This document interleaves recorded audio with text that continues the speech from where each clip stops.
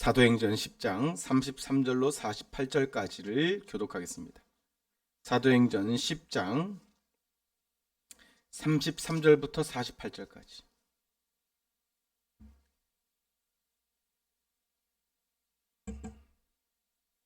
사도행전 10장 33절부터 48절까지의 말씀을 교독하겠습니다. 교독합니다. 내가 곧 당신에게 사람을 보내었는데 오셨으니 잘했나이다. 이제 우리는 주께서 당신에게 명하신 모든 것을 듣고자 하여 다 하나님 앞에 있나이다.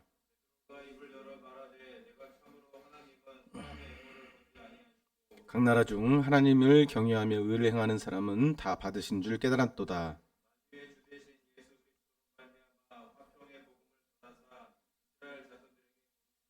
곧 요한이 그 세례를 반포한 후에 갈릴리에서 시작하여 온 유대 두루 전파된 그것을 너희도 알거니와,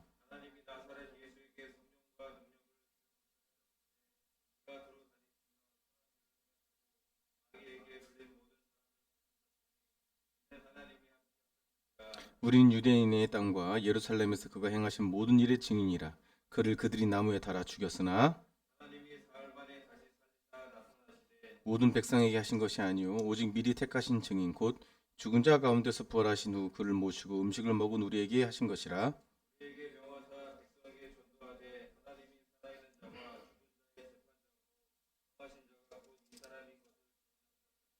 그에 대해 모든 선지자도 주장하나되 그를 믿는 사람들이 다 그의 이름을 힘입어 죄사함을 받는다 하였느니라.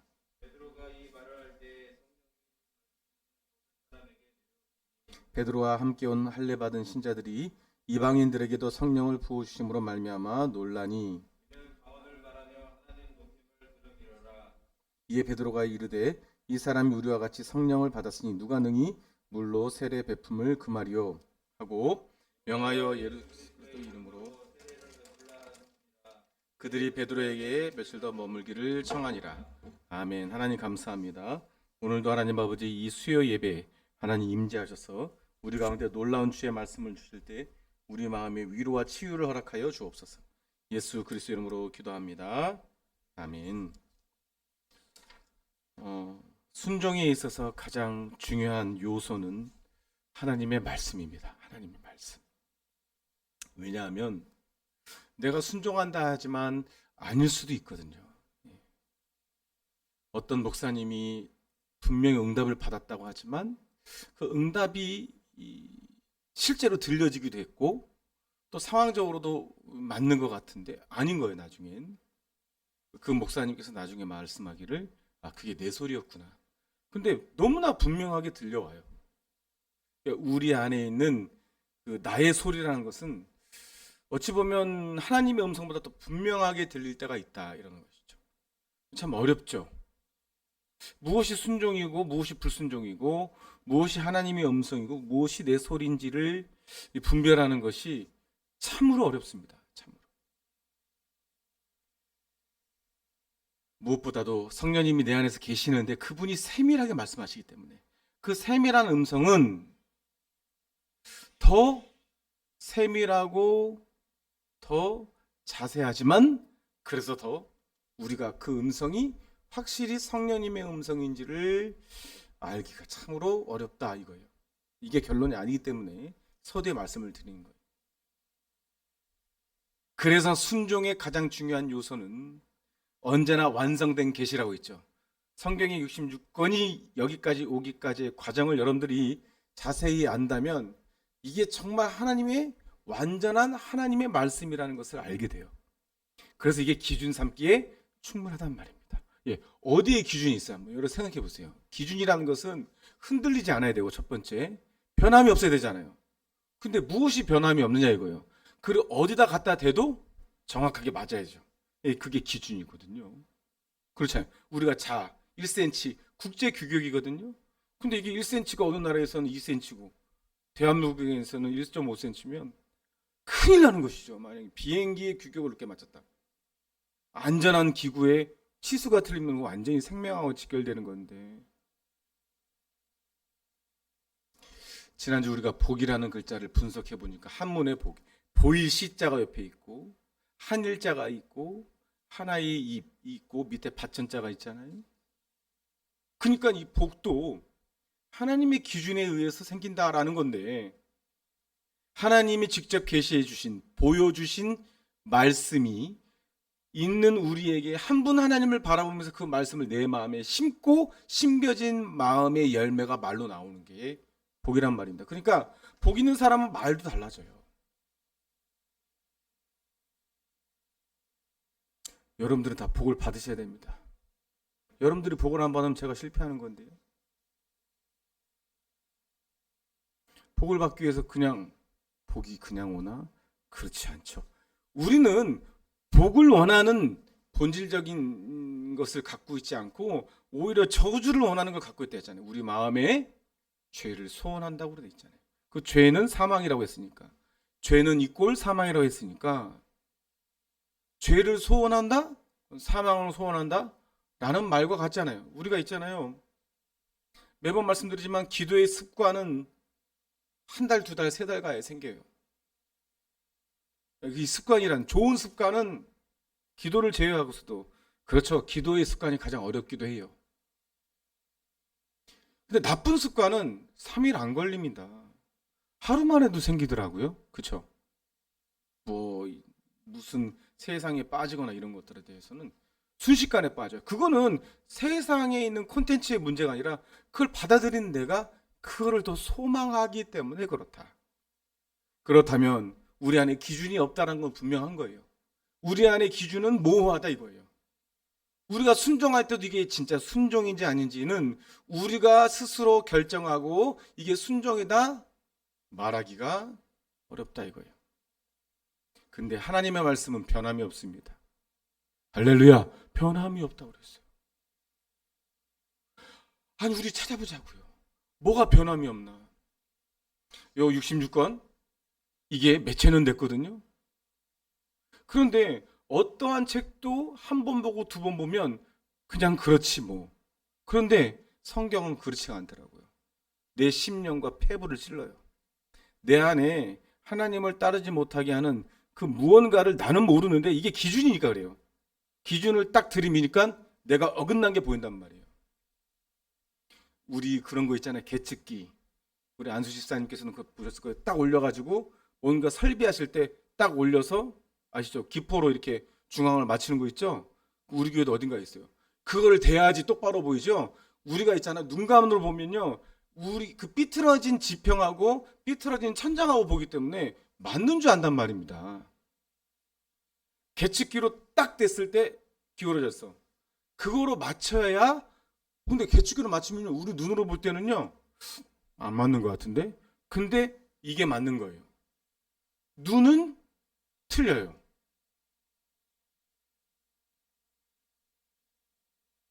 오늘 고넬료를 찾아온 베드로에게, 베드로가 이제 무두장이 집에 있다가 고넬료가 찾아오라니까 찾아왔죠.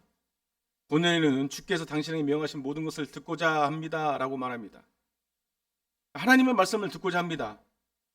고넬료가 베드로를 대하는 태도에서 알 수 있듯이요. 고넬료는 지금 하나님의 말씀을 듣고자 베드로를 만나는 거예요. 그러니까 베드로에게 절을 하잖아요.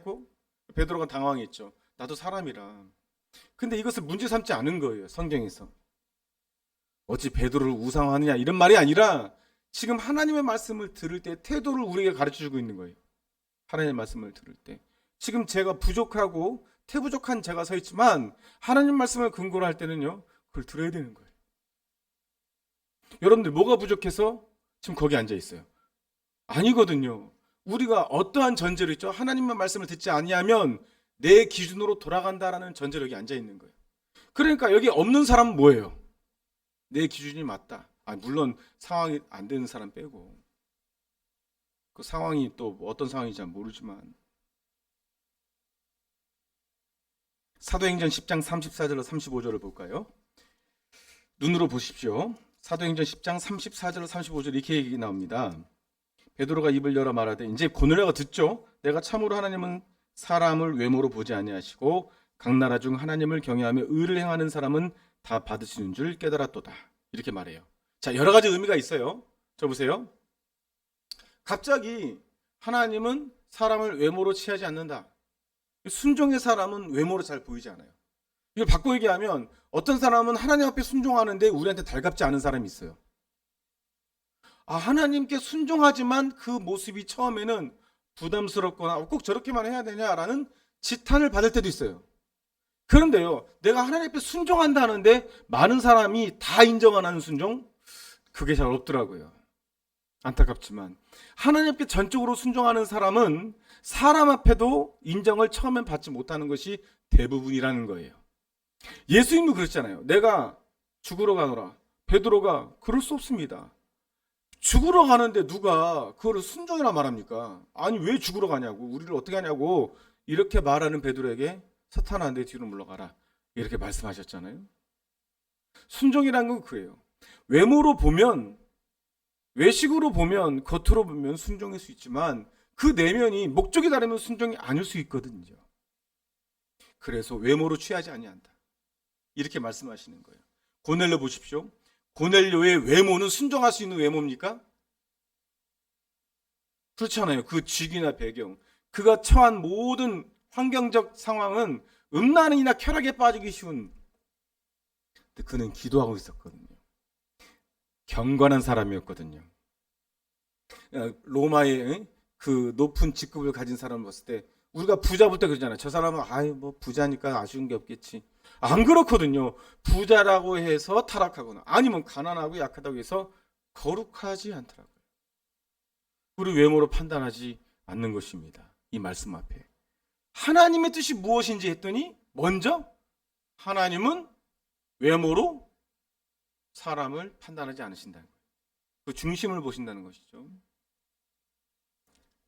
사도행전 10장 42절로 43절을 눈으로 보십시오.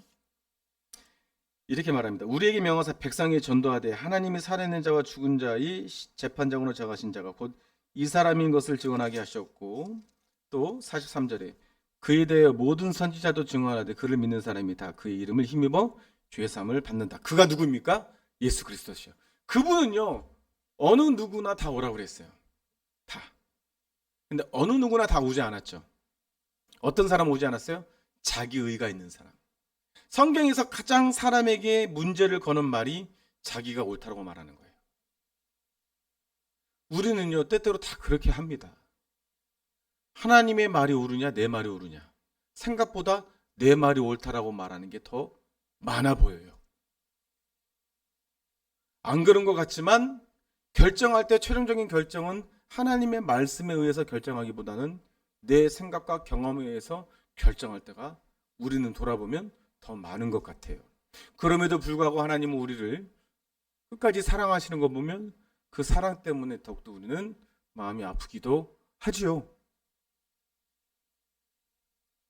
순종의 내용이 무엇입니까?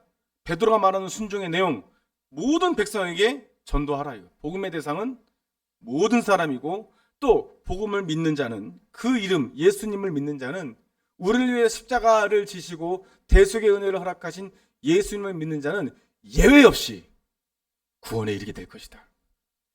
이것이 복음의 핵심이죠.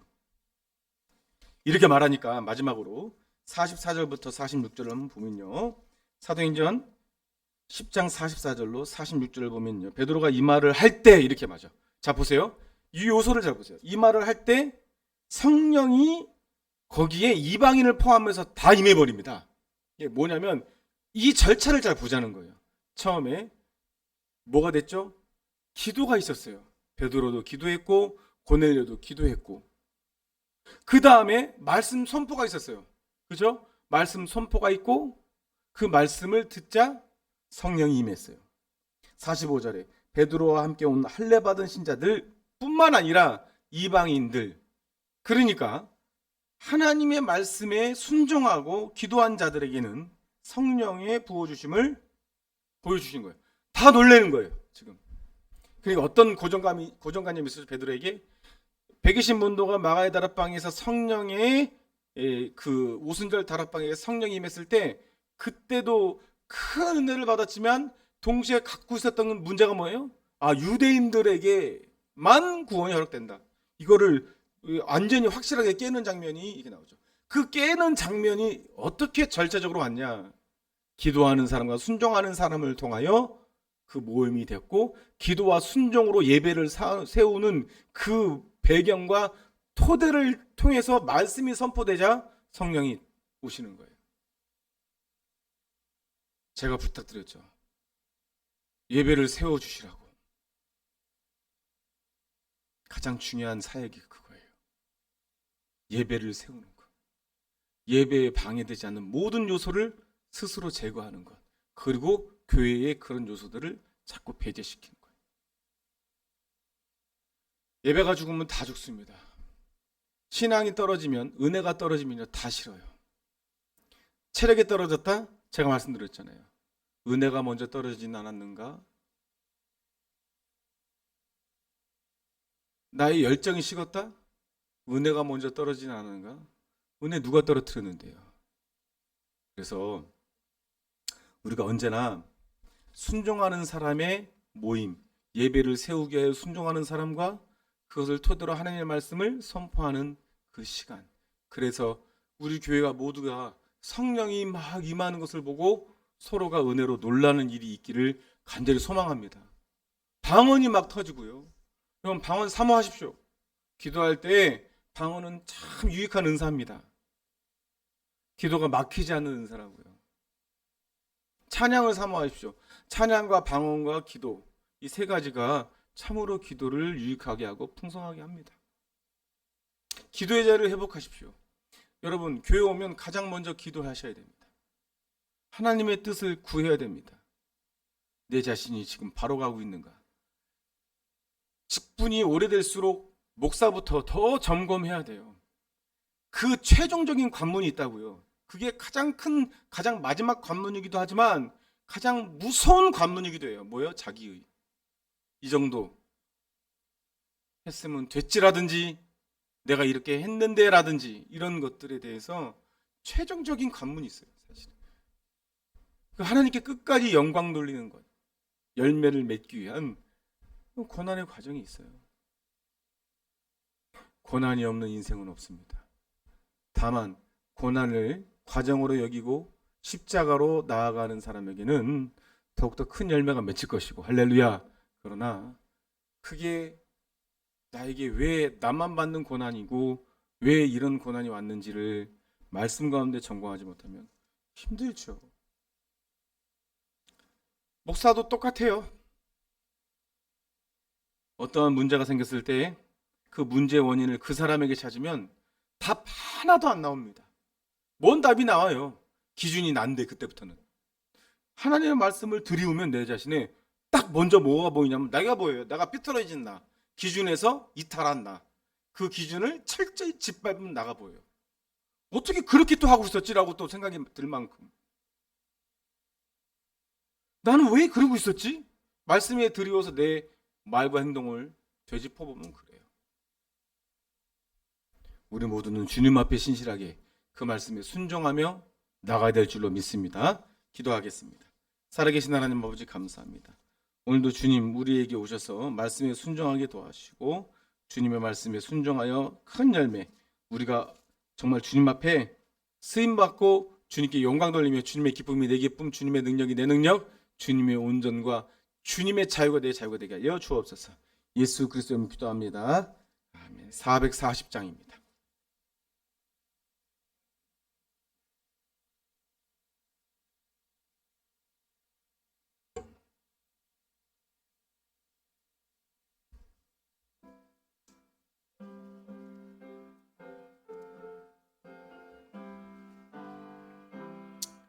어디든지 예수 나를 이끌면 어디든지 예수 함께 가려네. 예수 함께 하니 가면 나가 없고 예수님과 동행하면 겁 없네. 어디를 가든지 겁낼 것 없네. 어디든지 예수 함께 가려네. 세상 친구 모두 나를 떠나도 주와 동행하면 외로움 없겠네. 가는 길이 위태하고 험해도 언제든지 예수 함께 가래. 어디를 가든지 겁낼 것 없네. 어디든지 예수 함께 가려네.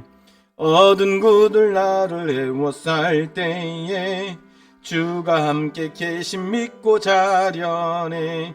죽은 후에 천국에서 깨어나 예수 함께 길이 길이 살리라. 어디를 가든지 겁낼 것 없네. 어디든지 예수 함께 가려네. 함께 기도하실 때 오늘 주님 앞에 말씀을 듣고 내 마음을 위로하여 주시고 순종할 수 있는 힘을 주시고 지혜를 주시고 말씀을 달라고 우리 주 한번 외치고 은혜 받고 돌아가시겠습니다. 주여